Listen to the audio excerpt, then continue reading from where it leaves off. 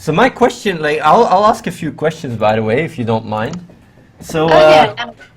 you're literally like, if this is true, and by the way, you'd be the first girl that clicked outside this environment, which is quite cray cray.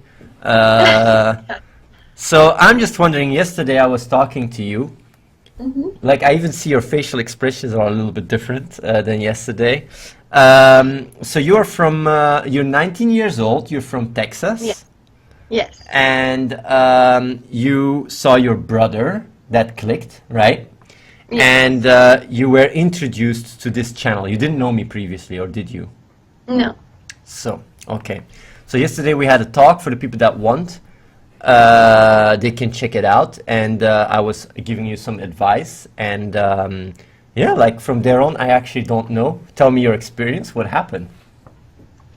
Um, Afterwards, I called my brother immediately, and he told me to meditate on all of this. So I did for about 2 hours, and that's where I had the realization. It was actually a really crazy experience because I saw, once I was meditating, I saw different versions of me that comfort had created. I saw the A student, the one everyone had, uh, looked, I guess, like looked up to, the one everyone had high expectations for, and everything. The one who's going to be a doctor and make a lot of money and try to help people, and who gets the good grades and gets all these awards and everything.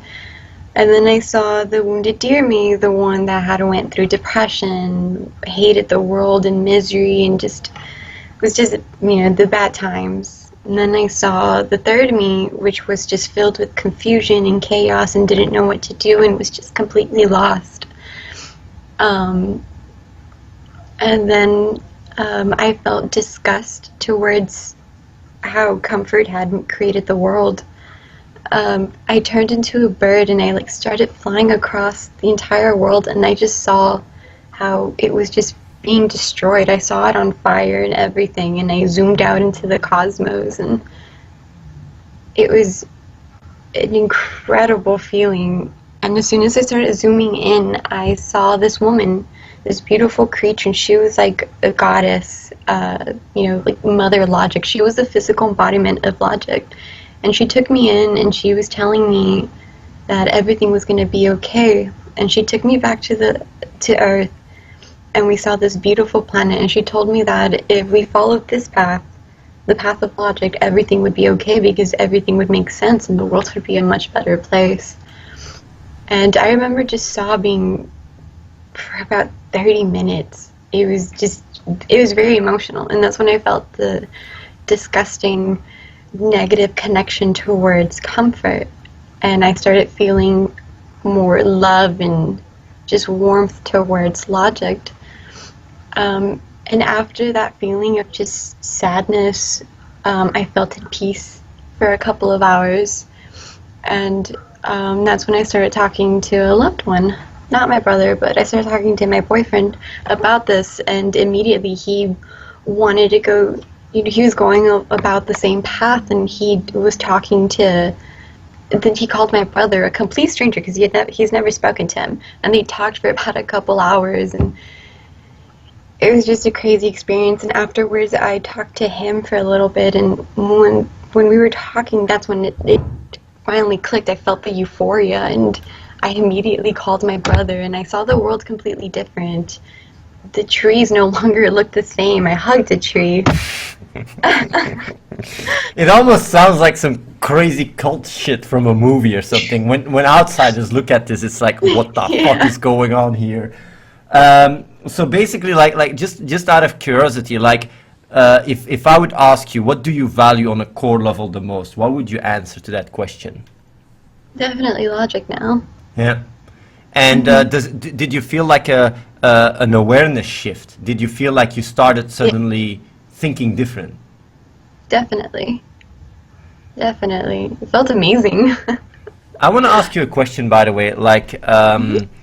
um, what did I want to ask? I wanted to ask you something. Um,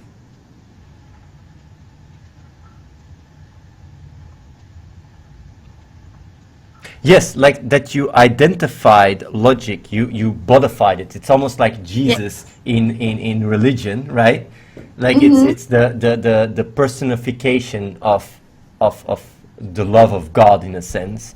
So Yeah. basically this process you went through where you saw logic as the mother of logic. Like I'm just wondering because I know you're a girl, and I'm just wondering to which extent do you think that these kind of metaphors can help a lot for girls to make the click? And on top of that, is it something that you needed to do to be able to get where you are now to make that connection? Yes. Because before, I've always appreciated logic. I love science and math, and but I've never had a love towards it, like an actual emotional connection. So when I saw that physical embodiment, of mother logic, that's when it clicked. Yeah.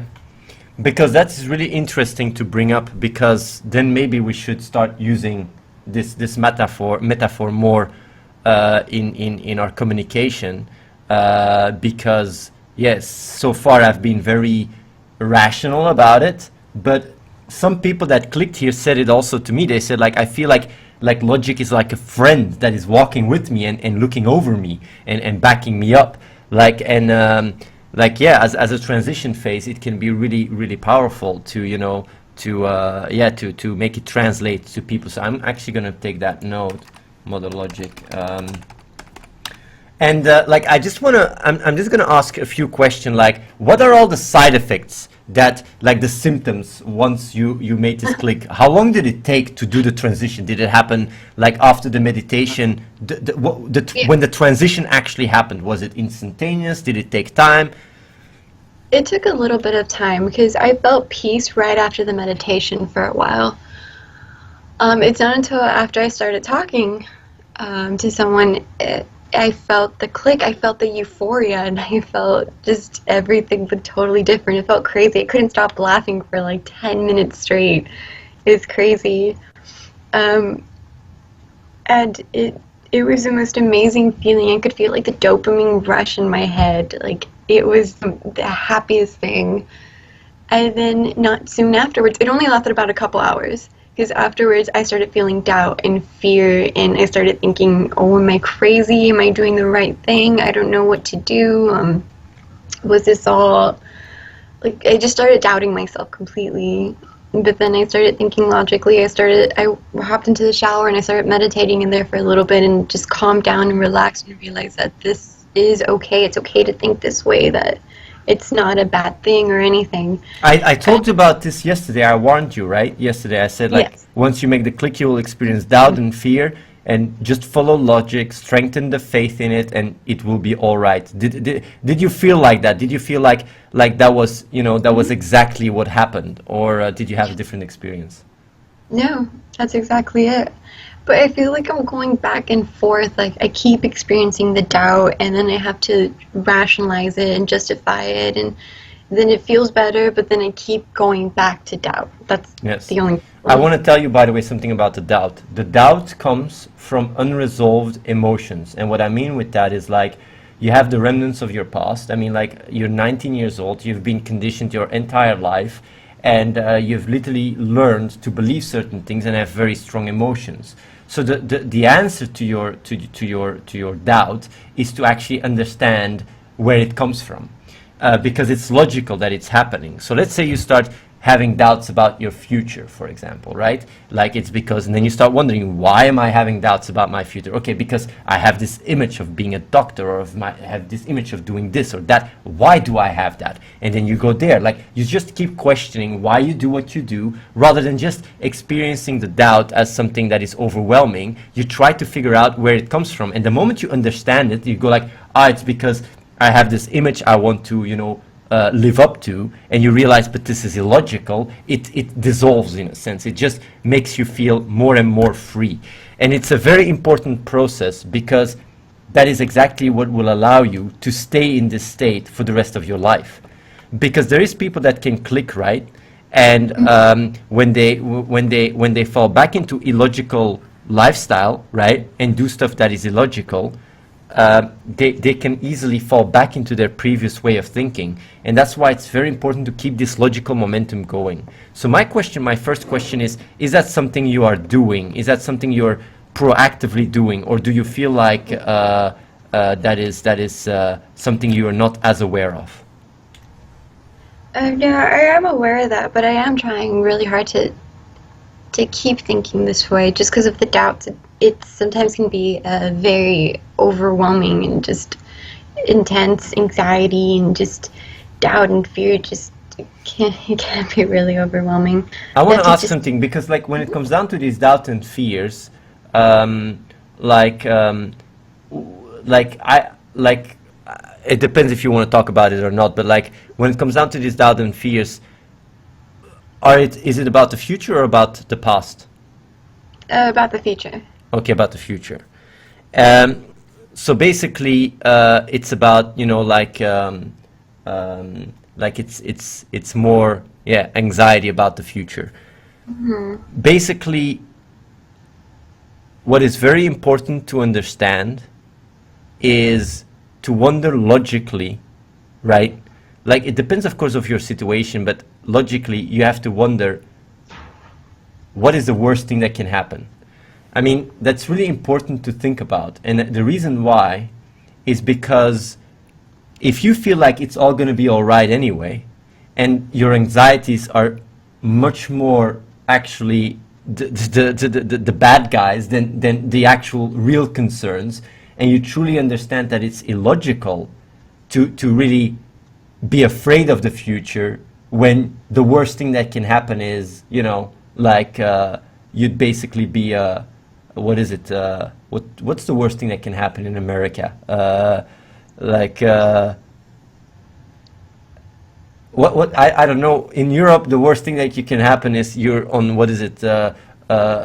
Government care, and that's basically the worst thing. Like I don't know what it is in America, the worst thing, but I'm just trying to say, like, if you realize truly that the worst thing that can happen is not too bad, then basically you realize that it's the fear that is a bigger threat to you than the actual thing that can happen to you.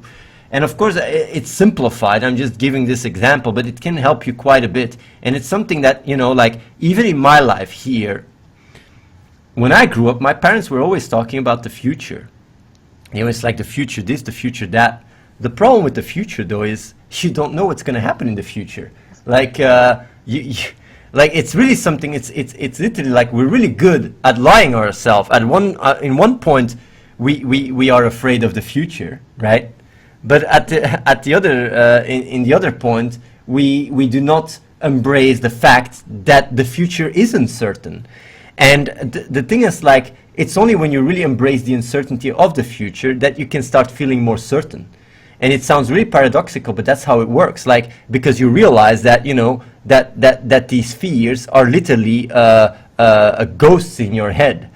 Then, of course, you can start wondering and go like, yeah, but what is then the best thing I can do? Like, and that is where you rely on logic. So, like, because when it comes down to studies, and you talk about doctors, I think it's good that you talk about doctors, because I think, unless you... Hi, guys.